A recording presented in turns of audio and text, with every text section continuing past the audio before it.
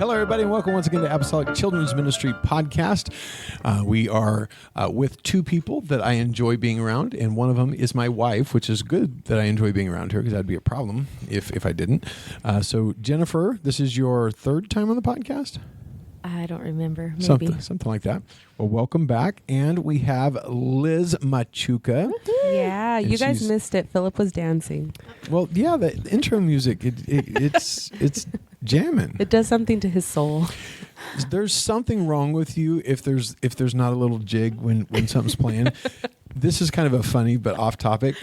So whenever I get off the bus and I walk into the Sunday school, there's the red carpet there. Yeah. And Olivia is really good about having jamming music, right? Yeah, she is. Like really cool gospel music playing. And every time, if it's playing, I just have to dance my way up the red carpet. I saw you and Brother Leo. Oh, yeah. Day. Oh, I was running over trying to record it, and I just missed it. Well, that's not a one Sunday thing. That's every Sunday. Every really Sunday. Cool. However, sometimes it's not playing, and I'll just sit there and stare at them. I get so until they turn mad, it on. and I'll say, "Liv, you have ruined my Sunday. This is the moment I live for, and you didn't turn it on."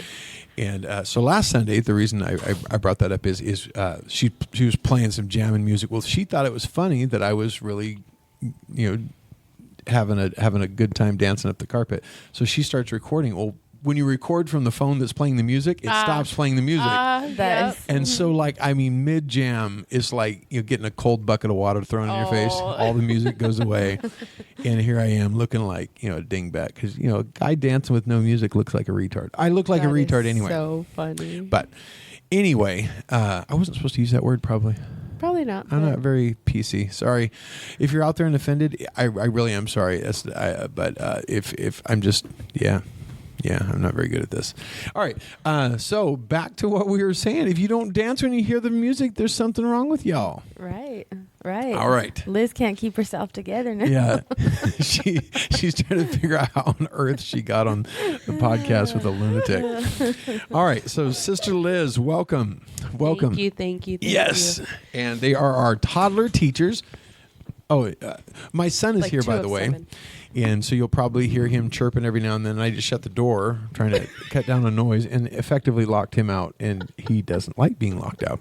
So you'll probably hear some interruptions. But we are a good start. Yes, we are. We're proud of the fact that this thing is uncut, raw and uncut. So you get it warts and all. Hey, this is actually how our class runs every Sunday. So it is. You're getting a taste of.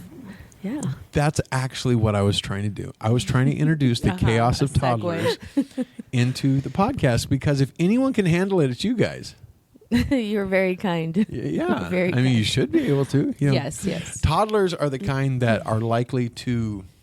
I always say kids are unpredictable, but toddlers are wildly unpredictable. Yeah. Like they might not... True. It's not just not listen or punch a kid next to them. No, they might pee on the wall. You never know what a kid's going to do. Oh, Lord, I hope we don't have that yet. Yeah. Or bite their neighbor or something. Yes, that has happened. That's something that we don't typically deal with, right? So let's just kind of do a quick recap of your Sunday. Okay. Because I'm in super class. I'm the 5 to 9 year olds, and then we have the 10 to 11, and the 12 to 18s. But you guys have the 2 to 4 year olds.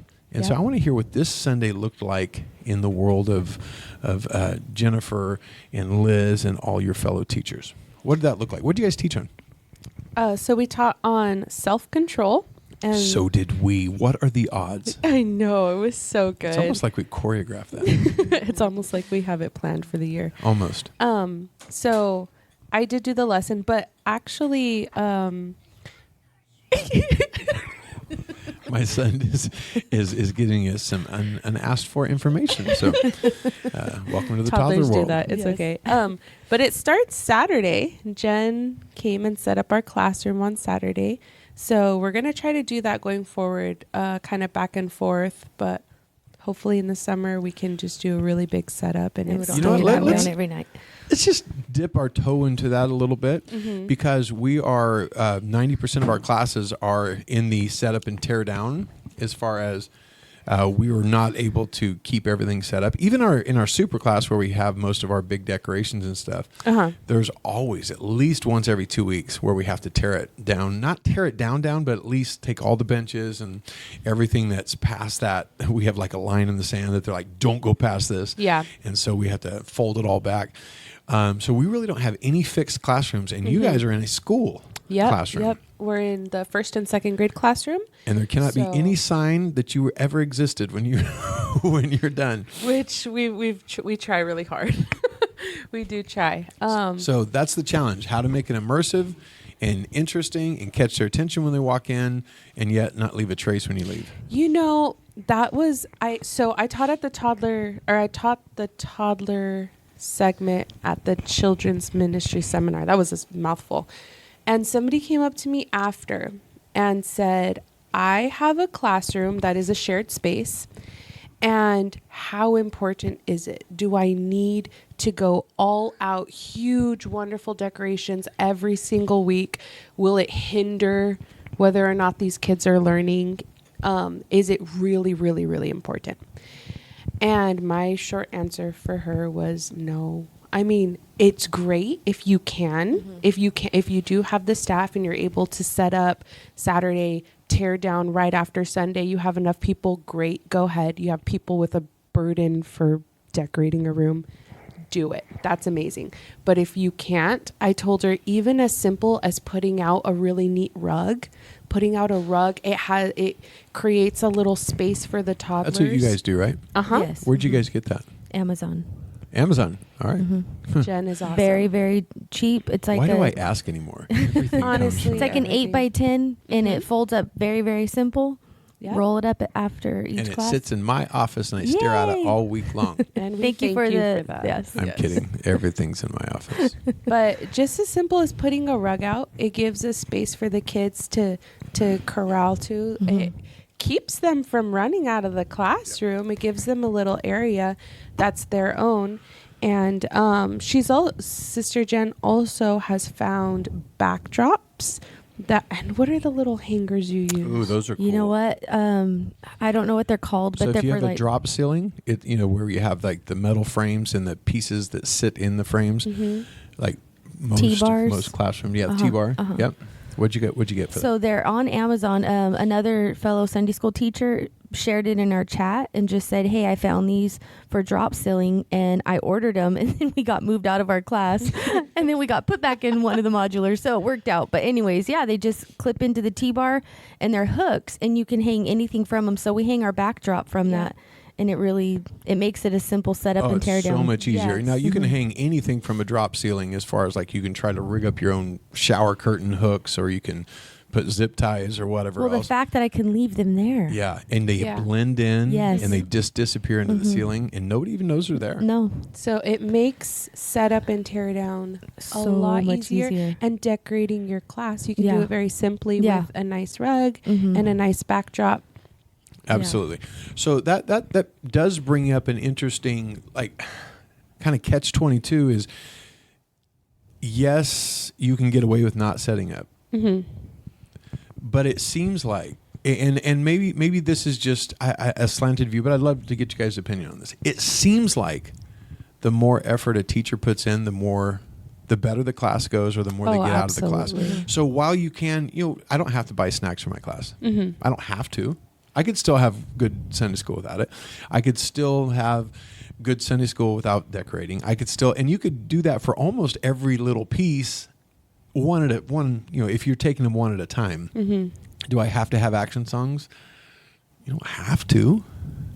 But it sure helps. All of them do, but everything helps. What I'm saying is, like, each of those pieces makes up a whole that it changes the whole dynamic. So yes, you can get away with a piece. Like I'm that teacher probably doing it by herself. She's don't decorate. Like if that's anyway, if that's a big obstacle, don't do it. But do something.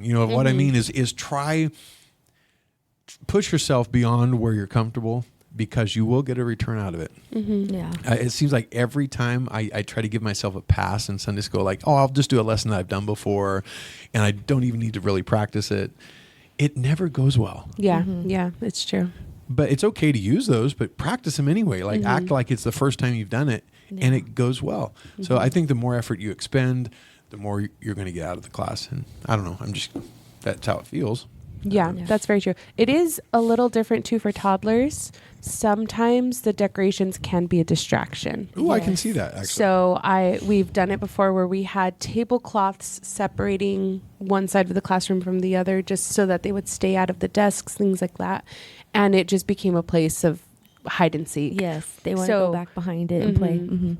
So it just depends on your age group. And just learn from students. your mistakes. Like, they're hiding behind the tablecloth. And sometimes not using those next week. Yeah. Sometimes the decorations, the kids can be, because this is what I thought Liz was going to say. When they come in, it almost can be overwhelming in a sense that, oh, wow, this is different. This is new. And if there's a kid that's already hesitant, so you have to kind of be careful on how far you go with it. The little ones. Yes. The older ones. Yes, the older ones. So excited. Oh, yeah. The little ones, if you put brand new balloons in there, they might be excited for the first 2 seconds. And all of a sudden they're like, oh, wait, this is too much for me. And I think that's true coming from like, if you do zero decoration and the next time they come in, it's Disneyland. It's amazing, but I freak them out a little bit. Yeah, for sure.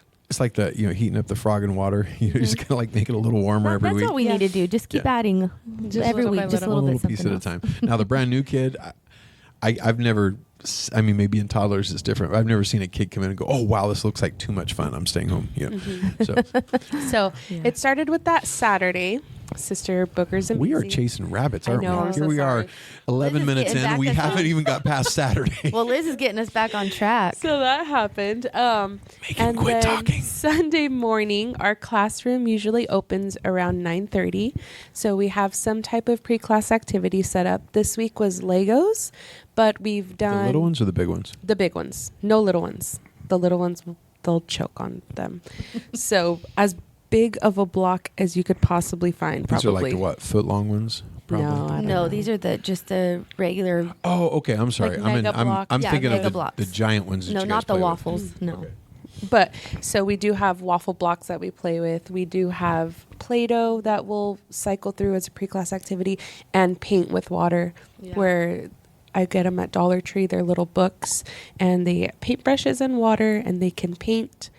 So those are really neat. But this week was Legos. Then we do our Superstar of the Week and our Plan of Salvation.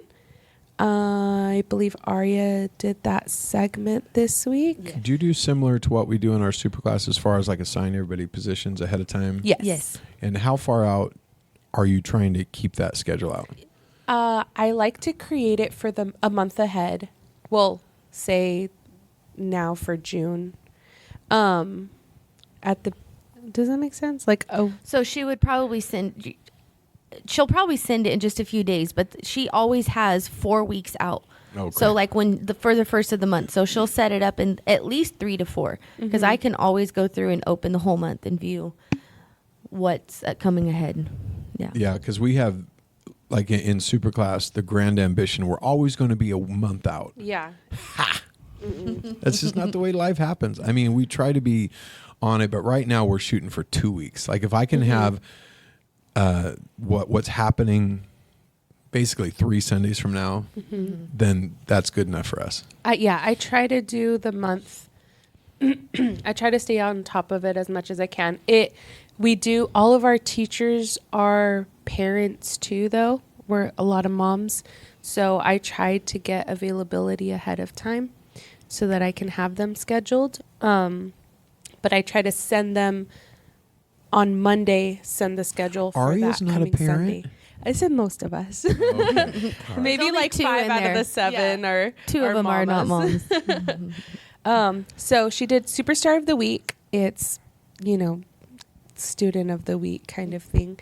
And then we do our Plan of Salvation. So we do this every week. It's a picture of heaven. What do how do we get here? Is this the one we gave out at the SEC conference that Sister Abad made, or is this a variation of it? It is. I didn't see the one Sister Abad made. I made my own on Canva to fit our theme, because we're doing like a kings and queens medieval type of theme.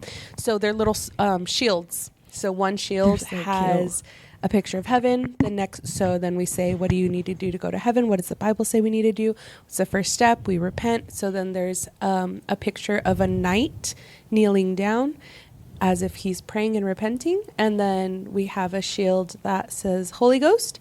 And it's a little boy dressed like a little knight and a little girl dressed like a princess with a flame of fire over their heads. And then we get baptized, and that shield has a dragon that is in water with water dripping off of him. So we go over plan of salvation every week in our class. And then we did our memory verse, which right now we're doing Ephesians 4:5.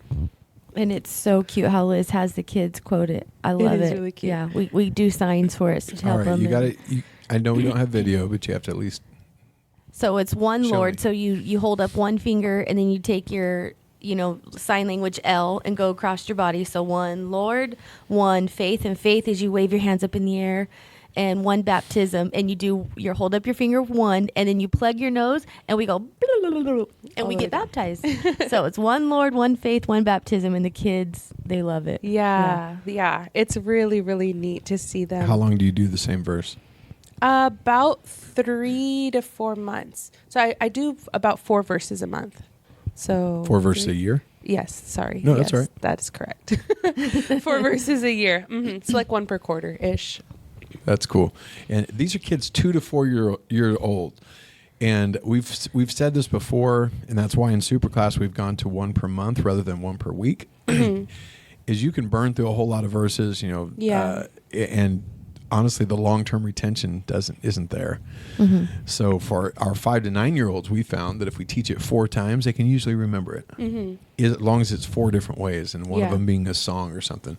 But toddlers, it takes even longer. So to do 1 verse for 3 months, you may feel like you're getting repetitive and a waste of time. But if that kid never forgets that verse for the rest of their life, how much better is that than to do 52 memory verses and them not remember any of them? I agree. And I forgot to say this about the plan of salvation, but we do it every week for that reason. And I've always said, if there's a toddler that comes to our class just a few times, I want them to leave knowing their plan of salvation.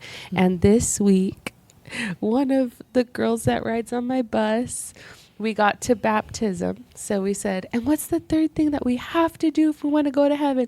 And she goes, get in the bathtub. Yes, it was so cute. I was like, well, yeah, kind of. She goes, you go like this in the bathtub. And I was like, yeah, pretty much. Yeah. Nailed it. It was that cute. brought tears to my eyes. Yeah. So, That's awesome. You see it. You see They're that. getting it. You teach by repetition. That's why I'm sorry, I just have to go with where I'm at. In the Superclass, we do that plan of salvation chant, the apostolic chant, repent, be baptized in Jesus' name.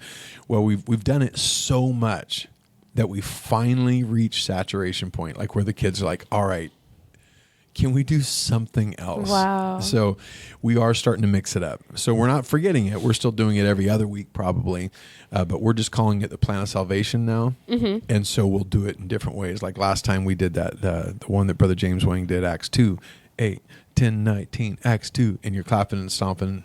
Nice. How do you know how to be saved? Acts 2, 8, 10, 19. And so we're just trying to mix it up so every week is the plan of salvation. But it's not where you say apostolic chant and they're like, not again. Because it got to that point where they're done. Right? And you can only do it so many different unique ways until they're just like, you're tapped out. So we're not dropping it, but we're definitely having to put in some changes. But I love the toddlers. They don't care that they've done it 500 times. They want to do it 501. They get excited that they know it. They're like, I so know cool. what's supposed to be said or not supposed to be said. I know what the steps are, and they get really excited about it. That's so cool. So we had a song. Sister Mercado did In Jesus' Name? Is that the name of the song? Really? Oh, you did it without music, huh? Without music, and the kids love it. If you haven't heard that, it's Israel Houghton and New Breed, In Jesus' Name. It's the one of the best kids songs out there, and it's not meant to be a kids song, but it. And we it saw is some awesome. kids get involved with that song that we've not. Was really it last seen night? open. Cody's in the bathtub. It was. My 3-year-old's in the bathtub, and we're in the living room. We hear, God is fighting for us, pushing back the dark. Yeah. It was so cute. He's all by himself in the bathtub singing his Sunday school song. I love that. That happened. But Was that last night? Yeah. It was last We night. watched in our class, though, on Sunday, a little one that is a little hesitant of getting involved. They want to be in there, but they kind of stand in the shadows and watch. And oh no, they got involved and they were singing and screaming and and we will shout it out, and we were trying to be louder than the boys in the class next to us. So yeah, they really were enjoying that. It was so neat. I'm so glad. So she had brought it up to me. Can I do this song? And I was like, it's a wonderful song, but it can be long. It can be very long for the little ones. And then I told her, well, let's try it, but let's sing it. So she goes, oh, that's a great idea. So a lot of toddler class is taking what you would do for super class and modifying it. Yeah. Some things are too long lessons. So the next thing was the lesson. My lessons don't very rarely go over 5 minutes. Very rarely. And we try to repeat a phrase. So we're talking about self-control. Oh, I heard about your lesson. She had no self-control. Two different people. From my daughter and my your wife. No. Oh, my word. All Cody said was it gross. Oh, no, Gross. no. So Lincoln the next day said, Mom, no. can I have ice cream like teacher? And he, so I won't ruin the story. You tell your lesson. Oh, my word. That is so funny. Well, so we were talking about self-control. I had a puppet. Her name is Sister... no, she's not a puppet, if any kids are listening. Her name is Sister Sally. She came to our classroom. Is she we had a the special pink guest. Cowgirl? No, she's a blondie. Okay. She's a little blonde. I guess I should learn the puppets' names in your guys' classes so that they don't go over and it's a completely different person. We don't use them enough to really have an identity, except for like 3 of them. Oh, we use them Super Freddy, often. Mr. Quackers, I don't know, a few others. Yes, true. Well, she came to our class because she wanted to share her world famous ice cream sundae recipe. And I was very excited because I love ice cream and I have zero self-control around ice cream. So Sister Aria is kind enough to come up and help us. So Sister Sally tells Sister Aria what to put into the bowls. And we start off with a scoop of cookies and cream ice cream. So I tell Sister Sally, I don't know, you need to inspect that ice cream. Go ahead and smell it. Make sure it's good. So while Sister Sally is inspecting her bowl of ice cream, I am shoving ice cream into my mouth at the speed of light. And I'm getting it all over my face, but I'm shoving it in my mouth and eating it and getting a brain freeze, but eating it as fast as I possibly can. And Sister Sally will look at me and I'll stop chewing. And then she'll look away and then I'll nom, nom, nom, nom, nom, nom, nom. And so I'm eating all my ice cream and I say, okay, what's the next thing? So they go to put syrup on it, but I slurp the syrup She's out like of my pouring the bowl. chocolate syrup in a tablespoon and just eating it right out of the Just spoon. straight tablespoons of caramel and chocolate. And so Sister Sally is getting her ice cream sundae built. And it's beautiful. beautiful. Yes. Beautiful. Aria did a wonderful job. It looked so appetizing. Okay, I'm still a little confused. So how does the puppet have Aria arms? I was know Aria was the assisting. arms. What did that look like? No. Aria just used her own arms. Oh, they just talked him through it. Yes. Yeah, Sister Sally says, Aria, This whole time I was thinking Sally with these human arms coming out of the puppet. No, awesome. Sister Aria is standing by. So Sister Sally says, Sister Aria, could you please add ice cream to And our Sister bowls? Liz would be like, I can do it myself. Yes, Got it, I can got do it it, myself. got it. I got it. And then so I just eat. And so we get to the whipped cream and I say, oh, Sister Aria, no problem. I'll go ahead and put the whipped cream. Don't mind me. And so I get the container and I look at the kids and I just start spraying the whipped cream all over. I think I had too much in my mouth that it came out. Yeah, she sprayed it in her mouth, not in her Yes. bowl, in her mouth. Just directly into my mouth. And then I get the sprinkles. And she's sprinkling and them on. Sprinkle my face in my Chugging mouth. sprinklers. The kids are like, Sprinklers, this is sprinklers. disgusting. Yes, there One were little girl was several actually children. crying, saying, I'm scared. I'm so scared. We wouldn't have that in super class. They would be asking for you to spray it in their mouth. Being in super scared class. is so my funny. word. I'm scared of whipped cream. Terrified. Yeah, she really was. And this boy, he just goes, she is not having self-control. Yes. And I was like, bingo. Yeah. You're getting it. Yeah. So at the end, I look at Sister Arya goes to put a cherry on top. So Sister Sally has this beautiful ice cream sundae, and I have a bowl with a little bit of residue ice cream and a cherry. And so I'm just furious. This is not fair. Why doesn't my ice cream sundae look like hers? Hers looks so appetizing. Hers is amazing, and I have nothing in mine. So I stomp around and I'm showing the children the difference in the bowls. How hers looks wonderful and mine is just a cherry in a puddle of milk. And so then Sister Sally says, oh, Sister Machuca, I think you were not being patient. I think you had no self-control around your ice cream. You know what? Did you know that God actually really, really, really wants us to have self-control? Who was the voice of the puppet? Me. She was ventriloquist. You were doing both somehow? Yeah. So I would Was it played? shove my mouth and was then... it recorded? No. I just did both. No, she would just make a different sound. She would talk, and I'm then she was the voice for Sister Sally. Got it. I had. You're multi-talented. She was. Yeah. I'll talk about that in a second, because that's another point I like to make to people. Not that I'm talented, not that. But no, tell us how remarkable you are. That's what we want to hear. Lavish. Let me tell talk you about that. How wonderful. No, so she tells the story of Daniel and refusing the king's meat, and how he had a giant spread in the king's palace. He could have had anything he wanted, but God told him not to eat certain things and to refuse certain foods. And so how God really does want us to have self-control, that it is very important. And when I asked what self-control was, a couple of the kids could tell me what it meant. So that was really good. But just going back to how amazing I am. No, no, I'm kidding.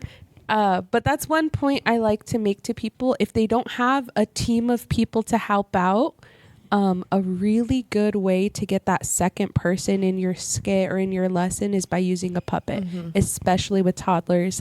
I could have my arm showing and my mouth is very obviously making the words for the puppet, but when you have the puppet with you, I don't know what it is, but the toddlers, seriously, it's like two different people. So I always tell people that need an extra hand in the class, you can be your own extra hand. Seriously, if you have a puppet, make one out of a sock. If you can't get your hands on a good puppet, and the kids love it. They absolutely love it. So that was the lesson. My kids were a little bit scared, but Lincoln went home and he said, I need ice cream in my mouth. See, he calls whipped cream ice cream. But he said, I need ice cream in my mouth like teacher. Oh, and my word. It was so bad. We had a little less self-control at home. Well, they know what it means. So that was neat. I love it. That's so good. We did that. I was out for the activity because I was putting all my ingredients away. It was so cute. Okay, Sister Ariana Lamelli was part over the activity, and she did a Pringles chip in front of each child at their little station on their table, and she said, for 1 minute, don't touch it. And she was trying to do it on self-control, see how long they could. I was really surprised. The boys didn't even seem tempted. The girls' hands were hovering over that chip, just waiting. And they were told if they didn't touch it or eat it, they could get a second one. And so after the minute's time, those girls were almost licking it off the table without hands. And it was just really cute. But the activity went really, really well. That's and then so afterwards, neat. they got, more chips. I won't dig into it, but if you've never heard or read about the marshmallow experiment that they did, I have the scientists, it's worth reading about. It's pretty interesting. That's Self-control as toddlers will translate into adulthood success. Yes. Oh, that's neat. Yeah, they That's tracked really these neat. kids for like 30, go look up the 40 Marshmallow years. Challenge. 1970s is when it was done. And they tracked them for 40 years, I think. Wow. Yes. And all the ones that showed self-control were like the leaders in society. Wow. It's really neat. So if any of those kids ate the chip, loser. Loser. Well, they all did really well. So that's so funny. Yeah. So that segment after the lesson is an activity. So it could be a game or something like that, or a craft. I kind of let the teacher choose one or the other, but I try to have it. I did it that way, so we're not doing a coloring page every week. Yeah. That can get very boring very fast for the kids. So we do that. We do prayer, and then we do our snack. And that was our day. Awesome. Yeah. And does your snack tie into the lesson typically, or is it just something, if it happens, it happens. If not, oh well. If it happens, it happens. Most of the time, it's just whatever we can. Well, we're writing that curriculum. We're in that middle of that. And the idea was that everything would connect, right? Snack and craft and everything would tie into the lesson. Well, there's some weeks that is so easy. Like it just flows right into it. And there's other weeks that you're like, if I connect anything with snack to this, it's going to be just a stretch at best. Well, I'll add this real quick.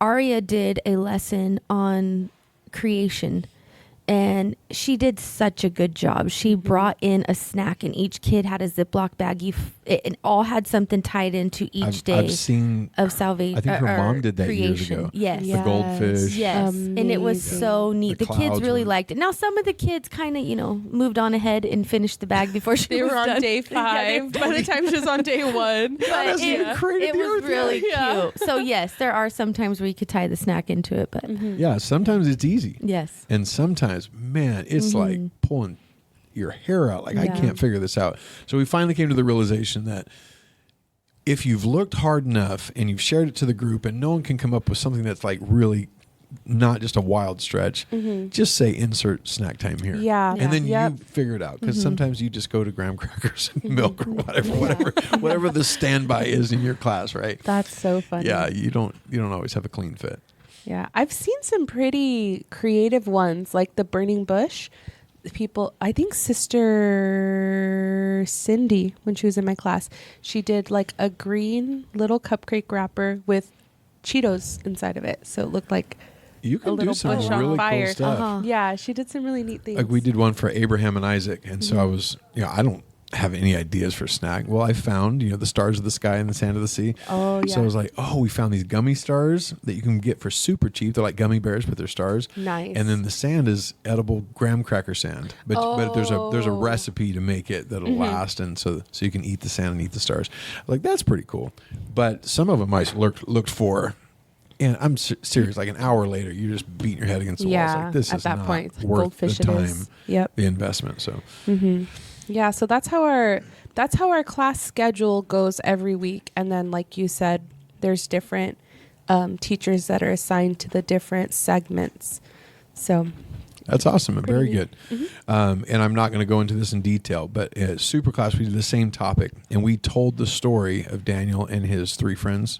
The same one you referenced. Yeah. As far as they were offered, the king's food. Well, the problem is, I don't know if you remember, about a month ago, they did Daniel in the lion's den, right? And so you have the same characters. So we didn't want to just have those same characters again. So we did I see. a modern interpretation. So instead of Daniel, Shadrach, Meshach, and Abednego, we had Daniel, Sam, because we had some ladies helping us. Sam for Shadrach, Abby for Abednego, and Mike for Meshach. And so those were our people. And we did a modern interpretation, but we had them going back as kids. When they first were tempted, they had like this candy bowl, and they're like, let's take it. And like, well, that's not ours. And so they had to show restraint, and we showed how that translated till years later where God was able to honor that. The marshmallow experiment. I was just thinking that. That's funny. And then we had them go into the military where they're forced to eat the meat, and so the sergeant's yelling at him, "Eat this food! Oh, by the way, I know this sounds weird, but it's been offered to our army mascot." And so he doesn't do anything; he just sits around. So he sits around idle. So we call him Idle. That's his name. Oh, that's so just eat this food, funny. and we're That's so like, smart. so we had a really funny interaction. We're like, no, we're just going to eat ramen noodles instead, sir. Please, can we just eat ramen noodles? This is so stupid, but this is funny. We had a bowl of soup of the ramen noodles, and Delaney's trying to cool it off by blowing on it. And Larry said, "Oh, no, let me help you." So he pulls out a leaf blower and blows her entire soup bowl, everything across the room. All of us are soaked. We're like, what is your problem? Well, then we're like, man, that's like self-control. A little bit of air blowing on that would have cooled it off, and it would have been nice. But instead, too much air actually is a bad thing. Wow. About how too much of anything is bad. Too much video games is bad. Too much reading books is a great thing, but Too you can much read too whipped much. cream. Yeah, and so then we went on and taught it. But wow, that's neat. That's we'll try a good to put one. it in there. We'll try to recap it in a lesson and put it online. But yeah, so it's funny how that same topic can be reinterpreted from tiny little kids with their Pringle, not trying to eat it, which is that's so cool. I love that in the lesson. All the way up to even youth, they can teach the same thing, and they can all get it and enjoy it for their age group. Yeah. All right. So, what are some things that you guys do in toddler class? Now, I know you've already covered a lot of this. Now, Liz, you taught in super class, so you taught the 5 to 11-year-olds, and then you went to the toddlers. I think you had already done it a little bit, but what are the major differences that you've seen between teaching and reaching effectively the younger ones versus the older? Well, I think I've talked about what I'm going to say right now. I think I've talked about it before, but I remember going from super class to toddler class and thinking, super class loved this song, and I'm going to do this song with my toddlers, and it's going to be amazing. They're not going to know what hit them. And I pressed play on Fan Dabadozi. Oh no! And they didn't know what hit them. So bad. Oh my word. Some of them were staring at me in disbelief. Some of them were sitting on the floor crying, and some of them were just like standing there like watching me, but not in a good way. So I have learned since then not to ever play that in my class again. But I've noticed that in super class, the bigger, the crazier, the better.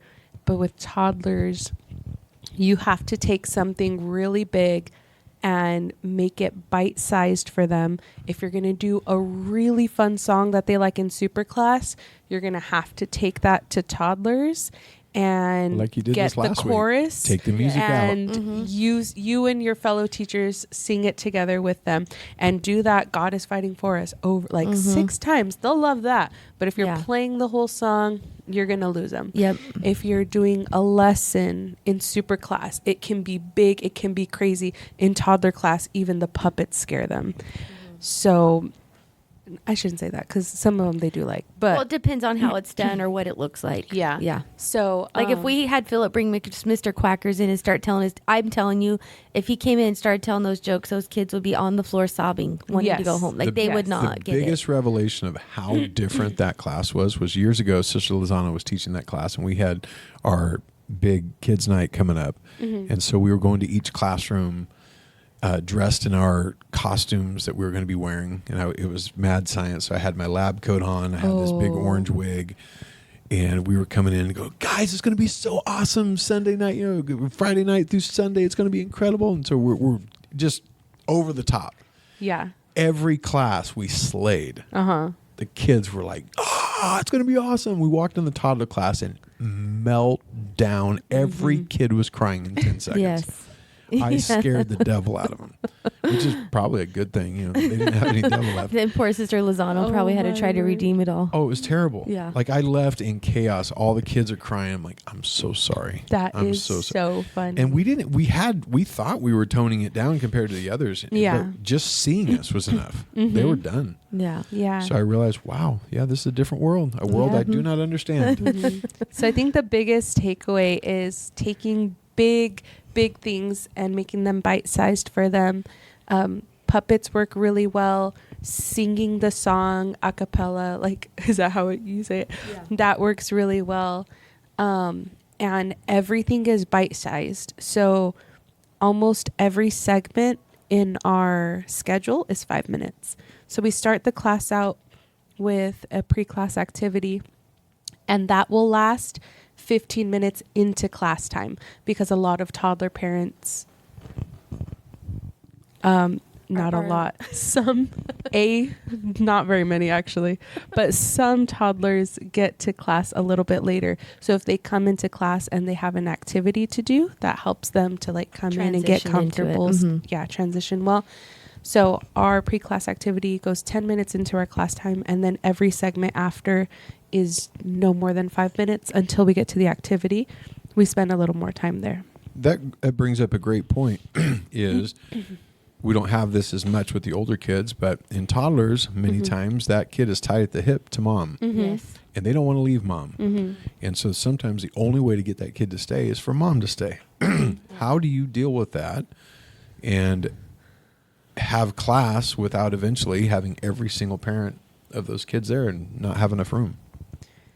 And I know the answer to some of this, but I want people to hear this. Yeah. So we do want our children to be there. We do encourage the parents, if they like to stay the very first time their child is coming to class, the parent is more than welcome to stay, kind of see how class runs for that first class. After that, we do let them know that unfortunately, we're only able to have them in for that first one, but we'd love to have the child come back. Let's mention real quick, it's not just us being mean. Okay, I didn't know if we could. It's not just because we have a shortage of room. Both of those things are, I mean, you're mean, and we have a shortage of room. Very. I'm kidding. But in California, they have passed a law, and it's been around for a while, but that you have to have a background check, and now it's fingerprinted, and you have to have mandated reporter training and all these things to be around children that are not your own. Yep. For a certain number of hours in a year. And if you hit that number, you have to have all those things happen, or you are not allowed around children. In fact, the church could get in a lot of trouble if we don't have all that stuff on file. So a parent that comes in one time, they don't hit those hours. But eventually, if they're in there too long, they will be considered a volunteer just because we're allowing them around the other children for a certain length of time. Yes. And so we're trying to be careful. We vet all of our teachers very closely, where all of us are fingerprinted. All of us have done all the mandated reporter training, but we don't know these people, some of them. Yeah. Never seen them before in our lives. And I'm sure they're all wonderful, great people, but if something were to happen, it's on us.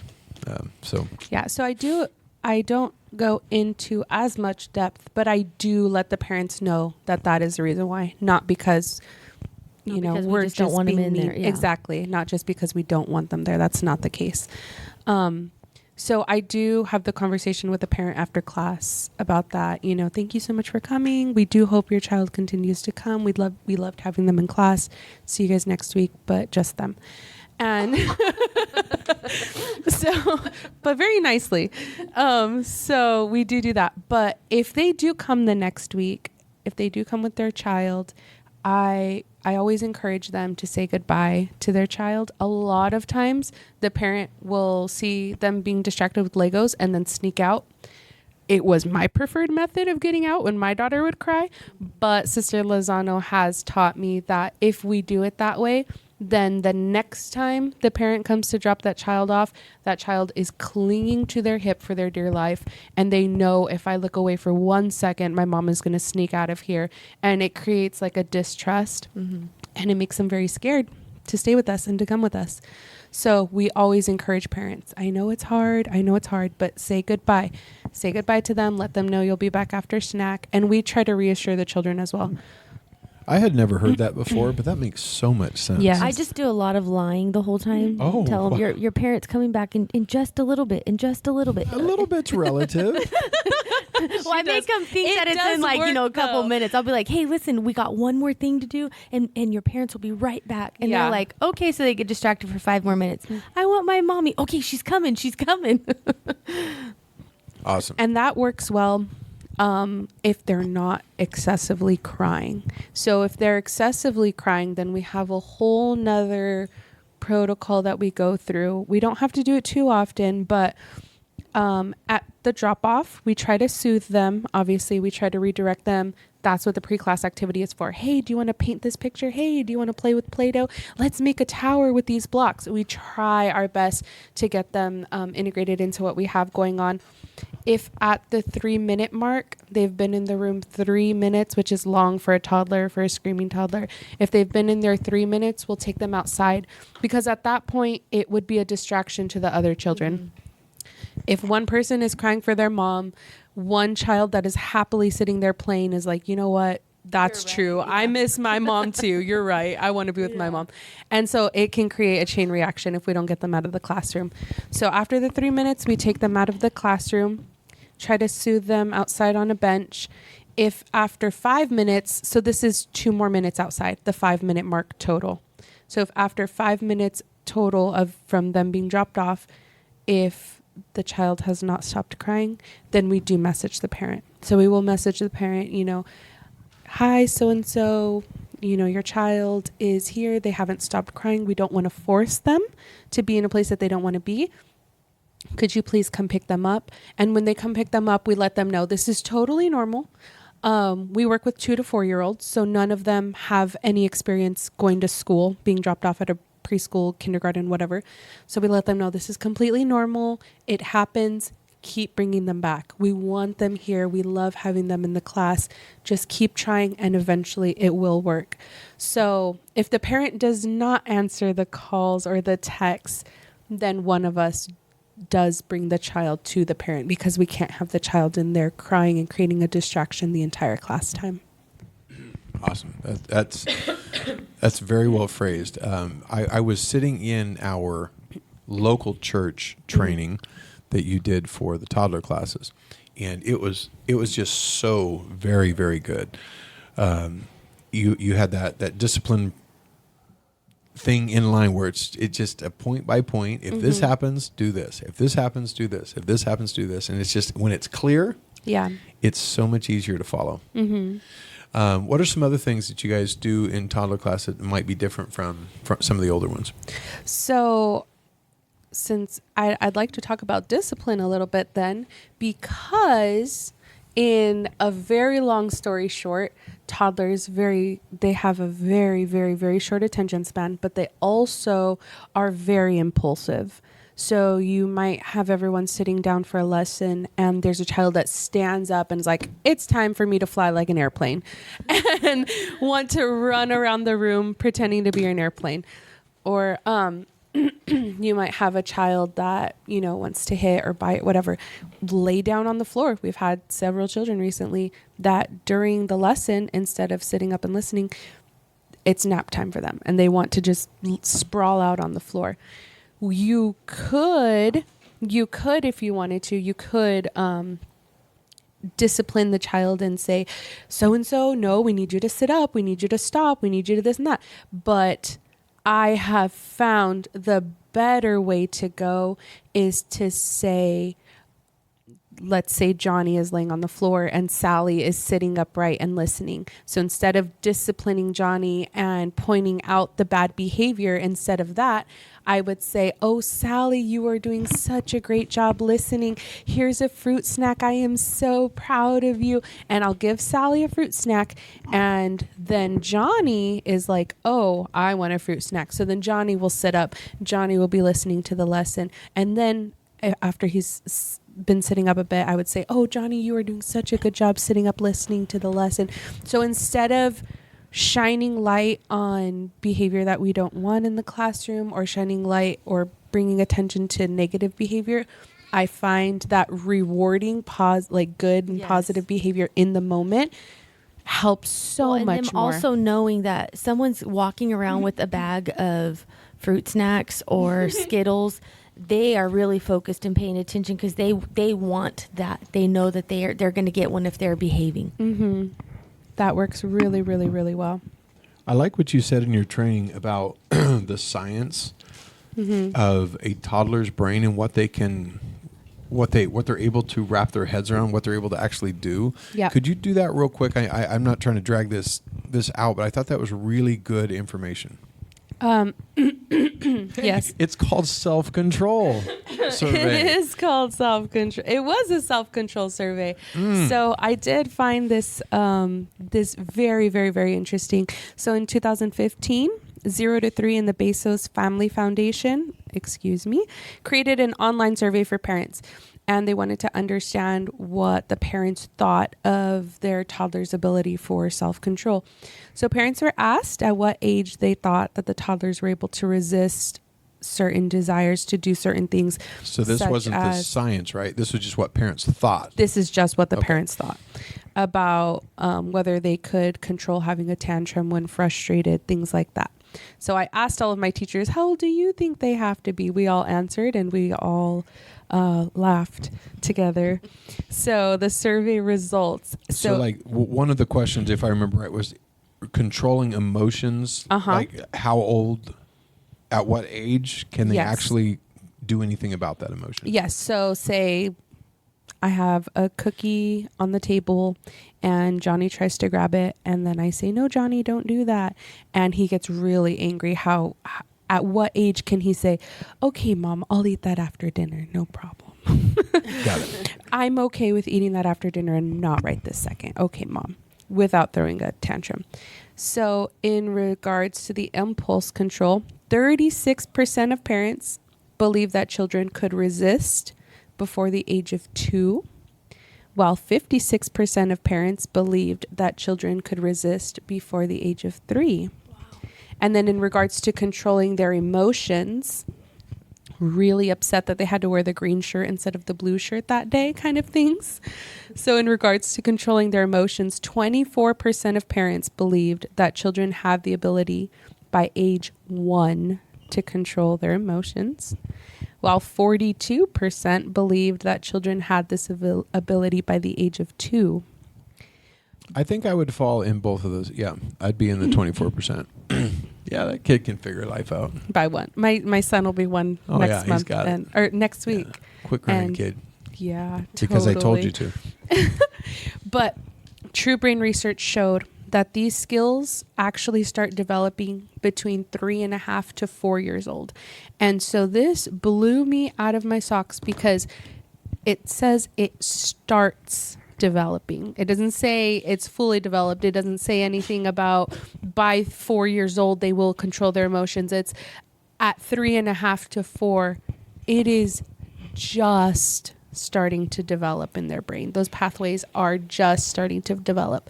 So I brought this to my teacher's attention because I thought it was very interesting, but also because that is the demographic we deal with. We are 2 to 4 year old. And I told them, if you have a 2-year-old that is throwing a Lego, I'm not saying it's okay. I'm not saying, oh, the pathway isn't in their brain yet. Oh, well, too bad. No, but it gives us an understanding of what toddlers are able to do and not able to do. So a big thing from Sister Lozano that she's always said is expecting more from children than what they're capable of. It leads to frustration for us and for the child. So we can't expect adult behavior from a toddler. We can't. Right. So I thought that was very, very, very interesting. And I wanted to share that with my team and all you. Absolutely. Podcast land. And I wonder, I don't know of any studies that have been done on this, but with all of the things that some of the kids that we experience, some of the things that they deal with, I wonder if that is even further, Yeah. I wonder if that development is pushed further down the line even. Absolutely. Because it seems like there's some in our 5 to 9 year old that still isn't developed. And I know some of that is just, a kid being a kid, but some of them don't seem to have the ability. Yeah. Like, it's not just they're being a bad kid. Like, they cannot control themselves. They can't, let alone don't. It's just. And that's where it's hard to really. Yeah. No, that's where I really, in our class, really want to focus on the good behavior, the positive, rewarding it in that moment then and there, because then it helps create those positive pathways instead of you doing something that I'm asking you not to do and then getting the negative attention for it. And then, oh, well, I'm getting the attention, so I'm going to keep doing it. Instead of that, oh, Sally, you're sitting up well and you're listening to the teacher when she's talking. I'm so proud of you. Here's a fruit snack. Then that sends off those like happy hormones or neurons, whatever it is. I'm not a scientist. and then they get that instant gratification for being good. Yeah. And it leads to them wanting to do the right things, wanting to be good, wanting to sit up and listen. And then sometimes even just that positive praise is enough. Like, I see you sitting there. You're doing so awesome. Teacher's so happy. I don't know if you could hear me whispering, but you're picking up. Okay, good. So that's really neat. I really want to focus on all the good with our kids. I love it. Yeah. Well, you guys do an incredible job in the toddler class, and it's in good hands. And when we get the graduates from your class, it's always good knowing that they have a firm foundation, not just a plan of salvation, not just the memory verses, but even behavior and everything else that comes with it. So you guys are doing a fabulous job. I want to say one last thing, because I kind of rushed through it in my, I'm going to call it the speech that I gave, but the words that I spoke, about regaining attention. So sometimes in toddlers, like you lose them all. And so just little things that I've done to regain attention, like using a little catchphrase. So we do macaroni and cheese, everybody freeze, and everybody freezes whatever position they're in, and it gets quiet. And so that gives us a good reset button for class. Or sometimes I notice that they need to just get a little more energy out. So I'll do, okay, everybody stand up and flap your wings like a bird, jump like a frog. Okay, let's roar like a lion. And so we'll go through a couple, depending on how much energy I feel like they need to get out. Jump like a kangaroo and crawl like a lion, meow like a kitty. We'll do a few things and then, okay, now let's sit down, and then they're already doing Simon Says basically. And then they'll all sit down and like, okay, now let's catch a bubble in our mouths. And they all go, oh, and okay, now if you don't have your listening ears on, listening ears are a big one in our class. Yeah. If you don't have your listening ears on, take them out of your pocket and make sure that you put them on, because we're going to start our lesson. And this is very, very important. You have to be able to listen. And so some kids say, I don't have my listening ears on. And I said, okay, well, you need to take them out of your pocket. If it's not in your pocket, look in your socks. They're probably there. And so they'll put, and the teacher, my listening ears are on. Look. And I'll check their ears. Oh yeah. Oh, I see that your listening ears are on. Good job. Let's catch a bubble and let's listen. Yeah. So that works really well for like regaining their attention. That's awesome. I love that. That's a great tip. Yeah. You should try it in super class. I don't know that we could use that exact thing, but we do variations on the same. But I love hearing the adaptations of what we do, but in just a totally different way for a different age range. I love it. That's pretty cool. Well, is there anything else you guys want to add about toddlers, about anything that's different, exciting, or just... I would just like to say I am so thankful for all of my teachers, all of the help we have. We have a wonderful team. I am so thankful for they're all an answered prayer. They are each a blessing. And if one's missing, you feel it. And Elisa, come back from your honeymoon. You guys do have a good team.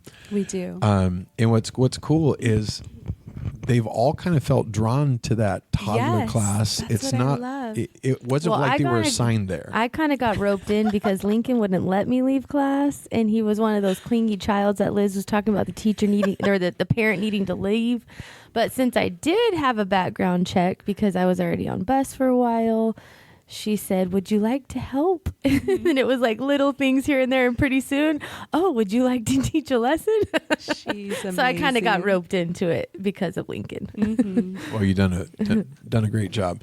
And Aria is Sister Lozano's daughter. Incredible. She is so good. She does such a good job. I remember last year at junior camp, there was this just real mature voice I heard telling kids something, but it wasn't like ordering them. It was just in a way that the kids wanted to respond. Yes.